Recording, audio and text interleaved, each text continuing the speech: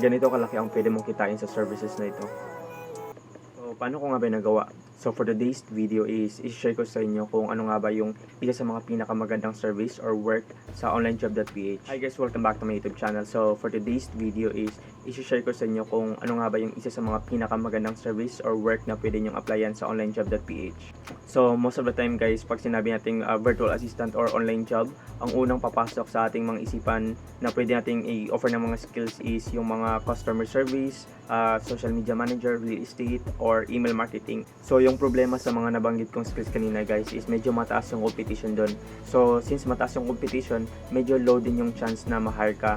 So, ngayon naman is i-share ko sa inyo kung ano nga ba yung isa sa mga pinakamagandang skills na pwede nyo i-offer sa mga client nyo.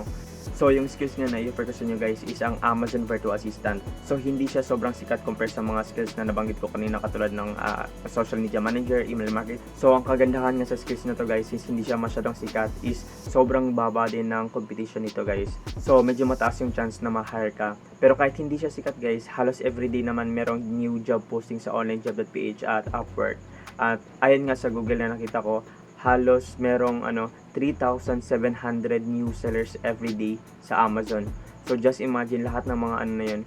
Siguro sabihin natin like 50% ng mga Amazon sellers is pupunta sila sa mga mga freelancing websites at hahanap sila ng ng mga freelancers. At ngayon naman guys is pag-usapan natin yung part ng sahod.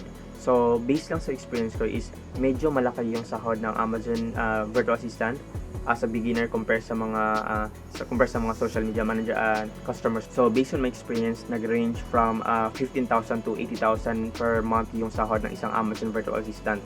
So medyo mataas na rin siya. Pero yung sahod na yun guys is hindi pa rin siya fixed. So sometimes may mga company or may mga client na nag-offer sila ng by commission.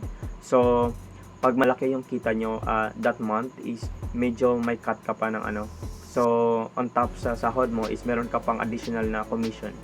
So, dito sa Amazon guys is marami kang services na pwede mong i-offer. So, first is yung wholesale and then private label or if plano nyo mag-FBM or yung retail dropshipping naman. So, marami pa yun guys. So, ilalagay ko dito yung mga skills na pwede nyo i-offer. Pero at the end of the day is nakadepende pa rin yan sa iyo kung ano nga ba yung gusto mo. Kasi may mga taong medyo mahilig siya sa e-commerce, pero tapos meron namang mga tao is mahilig siya sa social media. So, nakadepende pa rin talaga yan sa kung ano yung naman guys. So, disclaimer lang na lahat ng mga sinabi ko is lahat yun is base lang sa experience ko at opinion ko. So, yun lang. Thank you. Thank you so much for watching.